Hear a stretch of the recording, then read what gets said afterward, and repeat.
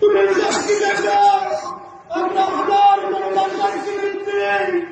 বাবুল্লাহ ইসলামী আন্দোলনের বিরুদ্ধে করেছে বাবুল্লাহ জীবিত থাকা অবস্থায় স্ত্রী সন্তান বাবুল্লাহ